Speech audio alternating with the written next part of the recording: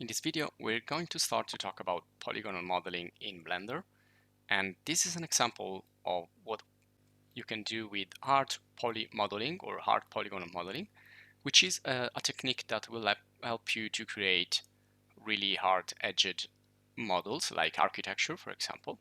So we're gonna come back on this plan view drawing, and we're gonna extrude some walls. But before, let's get started with something simpler. So we're gonna, as usual, start from the basics. So I'm going to create a new file here, general, and we're going to start with a simple cube. Now, when we create meshes in this software, but also in other software, we create basically something which is composed by faces. Now, those faces are also called polygons. And to see how many faces you have there and the overall information of the object, you can go here and activate the statistics. So up here on the viewport. And once you activate them, you can see how many objects are in the scene. Now, in this case, we have 3 objects, and also how many you are selecting. And then you have vertices. Now, in this case, we only have 8 vertices in the scene because we only have one object, which is a cube, and also only 6 faces and 12 triangles. So you can work in polygon modeling using faces, which are usually 4-sided polygons, but you can also work with triangles. So if you go here in the structure mode so that you can see the wireframe, and if we use a modifier here called triangulate, we can actually convert this into triangles. But using triangles is not really handy when you work with polygonal modeling, so I'm gonna just go back with Ctrl+Z just to show you that you have different ways you can generate your objects, but then you need to work with a nice and clean structure if you want to be fast and you want to work in an appropriate way. So the only thing we need to do here is to switch from object mode to edit mode. This will get us into the polygonal modeling mode. So here we can access to the sub-object elements like the vertices, the edges, and the faces. Now, just as we manipulate a standard object here with the rotation and the movement and the scale, we can also manipulate the sub-objects element. So we can manipulate vertices. So if I select one vertex here, I can move it up or down if I am on the Z, or I can type X when I move this. I can move it freely. I can type X to move it on the X. I can type epsilon on the keyboard to move it on the epsilon. So I can constrain the movements. So I'm working with just one vertex here. Now let's go back, Ctrl+Z.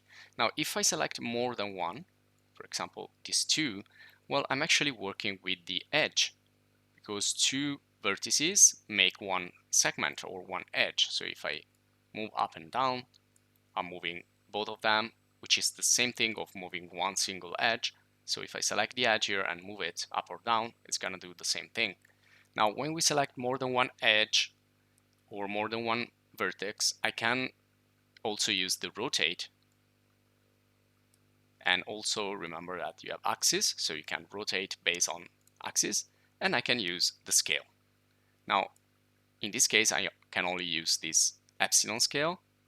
So I can use 1-dimension scale, a 2-dimension scale, but it's gonna not affect anything more than that. Well, let's select the faces, for example. So if I select one face, is the same thing of selecting 4 edges and 4 vertices. So with this, I can scale in 1D, so 1 dimension, or 2 dimension. If I click on that little blue square, so I can basically taper my object, and I can also scale in 3 dimensions. Now be careful not to intersect faces. This is not something that you want to do in polygon modeling. You want to keep it clean and nice so that you can print it in 3D, or you can export it and use it in video games or other applications. So another really important thing is that when we use the sub-objects in the edit mode, we can also change the coordinates or orientations. So in case of the global, we are using the world units or world coordinates, which are also called WCS in other software, so world coordinate system. And we can switch also to local. But when we do local, we are usually selecting the object. So the object here that we rotated now has another orientation, which is expressed by the local selection here. So you can see now the three arrows are rotated according to the rotation that I have applied to the object. So let's go back to the edit mode. Now, when I am in edit mode, I can use local, which is referring to the overall object, but I can also use the normal. Now, normal refers to that particular element. So if I select this face, you can see that the normal is pointing that way. Now, the blue arrow, which is the z-axis, usually represent the normal direction. You can also see the normals here. If we go again in the viewport, you can go all the way down there and you can activate the visualization of the normals, and you can also increase the size so that you can see them better. Well, basically a normal is a line that's pointing outside, starting from the face in a perpendicular direction in respect to the face. So this is also to understand that a polygon has a part which is in the front and also has a back, but this time is not visible. You need to flip the face to see the back, but usually you want to work with the front faces, not the back faces. So you can start to manipulate here the various faces, and also with the scale. This is handy because you are actually working with the normals and not with global, which is gonna give you different situation and it's gonna like distort the faces. So you can see here, if I scale only with the X, it's gonna like rotate also the face. With the normal, that's not gonna happen. You can just work with one dimension scale or 2-dimension scale. You're always gonna keep the face on that position. So again, we're gonna see something more advanced, but these are pretty much the basics of the transformation in polygonal modeling.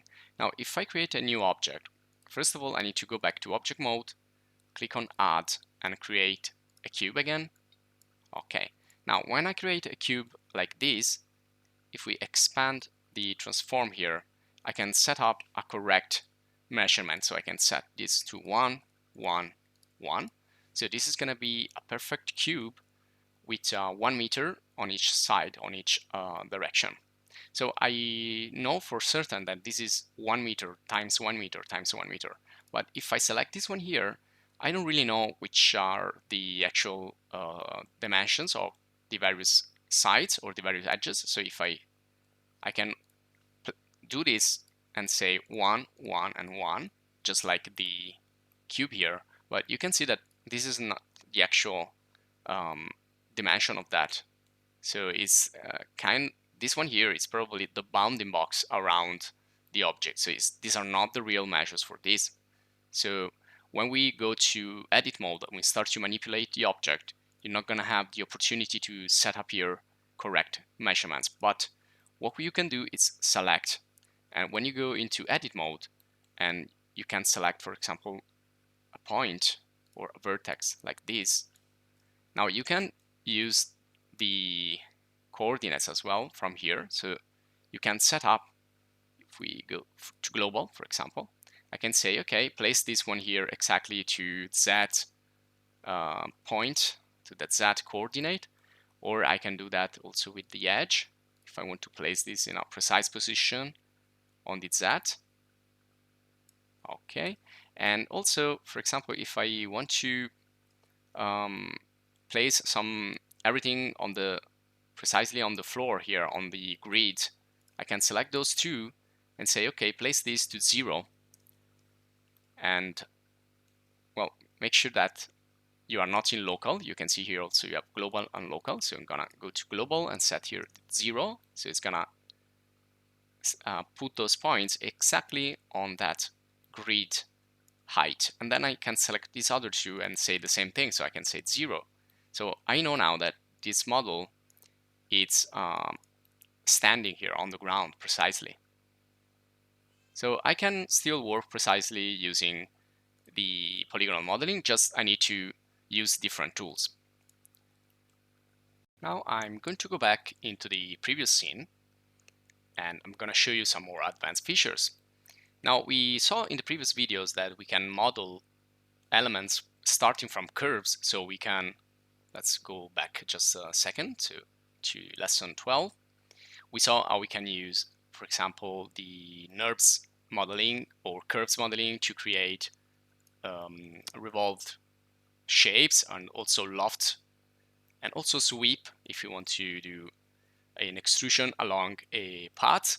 And also we created some extrusions using the this plan view here, which was a technical drawing imported as a DXF from SketchUp. And well, you can do that with any other 2D drawing software. And we started to extrude this using the curves, but we also converted this into meshes. So once an object is converted to meshes, we can access here the edit mode and we can adjust them. So I think that this wall is too high. So to make it smaller, I can select those points and always make sure that you select all the points you need. And then, just as we did with a simple cube, I can go into global and set this to 3 meters. So this way I can work really precisely. There you go. I was missing some points, so I'm gonna select them and type 3 again. And there you go. Now you can see how complex is the structure of this extruded curve.